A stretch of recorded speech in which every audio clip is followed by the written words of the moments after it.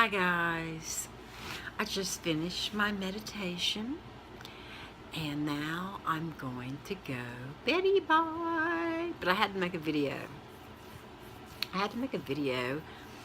Because I have not made one, first of all, in a while, and secondly, I feel the need to talk about some things I've had on my mind. I have picked up a book that I originally bought. I think I bought it a year ago. It's called The Course in Miracles. Probably a lot of people are familiar with it. This is it. It's gigantic. Okay, it's huge.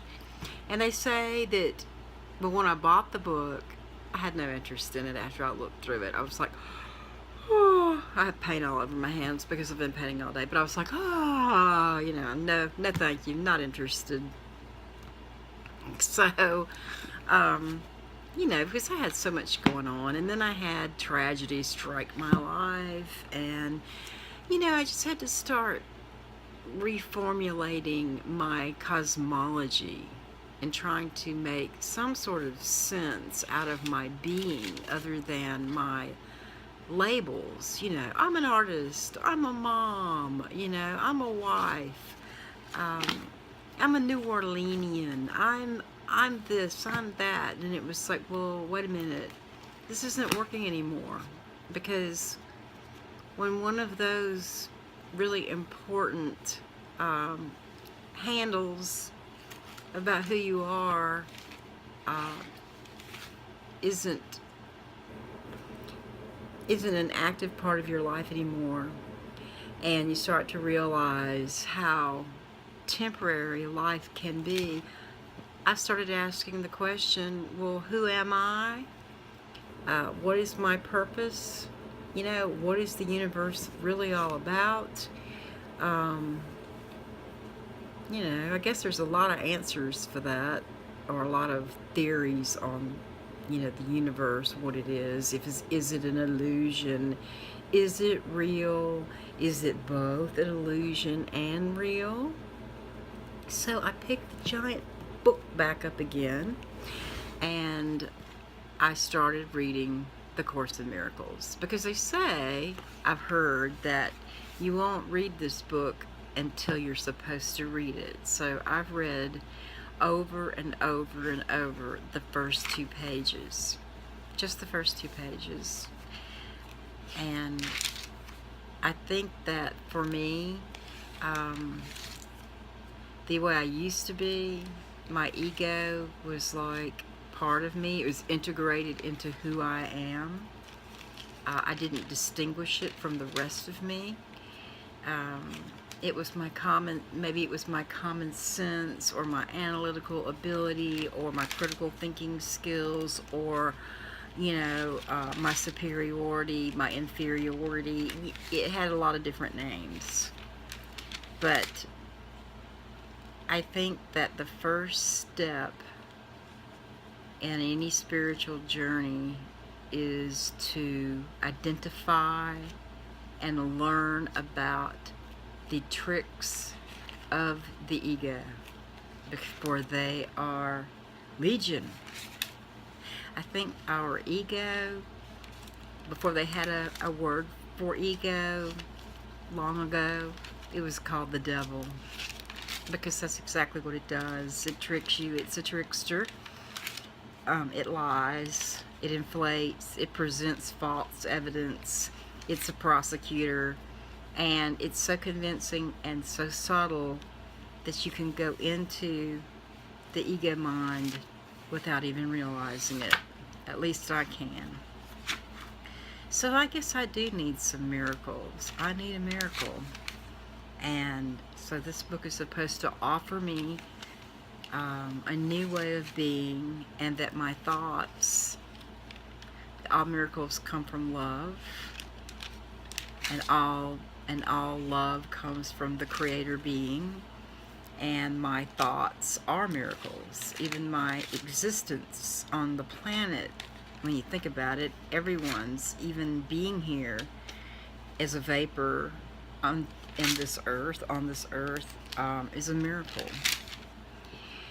So, I'm always looking for something more, which is probably part of my ego. But I'm a seeker, and I have a reason to seek now. Seek and ye shall find. So that's what I'm doing.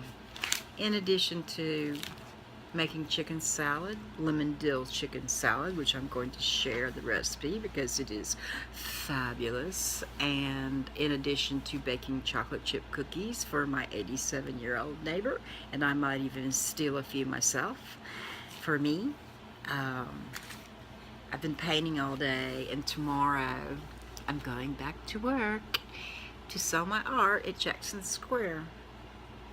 So I'm getting all spiritual now. I'm not like I haven't always been spiritual. I guess you're spiritual whether you think you are or not. I don't know. I haven't had much luck with spirituality. I mean, I have and I have. It's been kind of hit or miss. It's a very strange thing. It's like trying to hold Mercury in your hand. Have you ever tried to hold Mercury? It just keeps kind of slipping away, and you can't really hold it. It just has to rest there, and you look at it, and it's amazing, liquidy little silver metal, sort of elusive, yet there it is.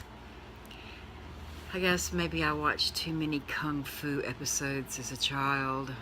Grasshopper. I am the grasshopper now. And if you're old enough to remember kung fu, you'll remember grasshopper. So I am the grasshopper now of the Course in Miracles. And I will still retain my sense of humor. I will still be goofy, I'm sure. But hopefully, I'm going to gain some perspective. Now, there are people who say that this book is a load because this woman claims she channeled it from Jesus himself. Well, the way I look at it is I'll take what I need and leave the rest. You know, I don't care who channeled it. You know, wisdom speaks from many chairs. So the truth is the truth. If it seems true, if it resonates, you know, the whole book doesn't have to resonate with me, but some of it can. You know, I don't have to accept everything.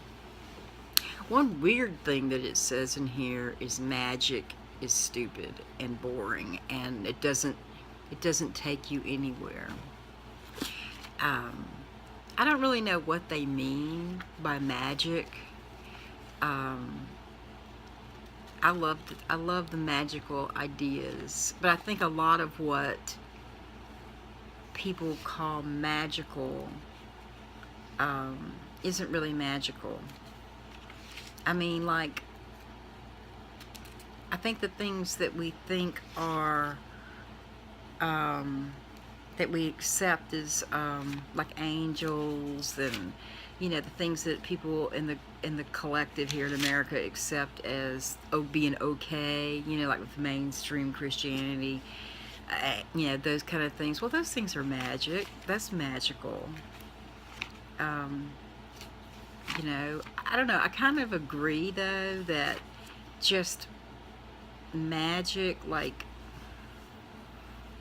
I don't know, people used to call a lot of things that they couldn't define magic that were actually scientific. But in my opinion, things that are magical are the arts. That's magical. It's not magic, but it's magical with a K. And that's what I am. I'm an artist, so I'm a magical person. And by no means is being a creator person limiting. So this book has a very dull opinion of magic, although it doesn't really define what they think magic is. So I guess it's up to the individual.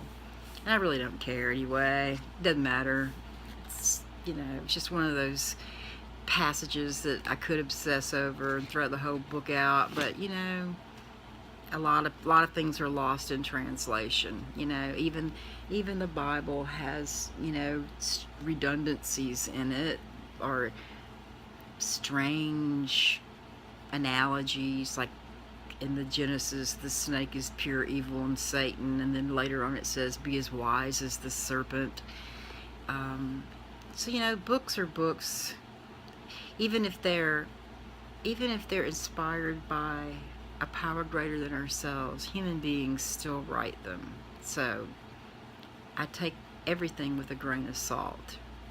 As I said before, as with everything else in A Course in Miracles, I shall take what I need for me and leave the rest until the rest is revealed to me. Because sometimes, you know, even when I used to read the Bible a lot, I would read something and then it would be revealed to me later. You know, it wasn't something I could just sit down and, you know, the meaning was just right there. I look terrible. I mean, I don't look terrible, but I look tired. So I think I'll go to bed and not ramble. But I will do updates on my experiment with this book and see what happens. Okay? Anyway, night all. Have a wonderful evening and a beautiful day tomorrow. Good night.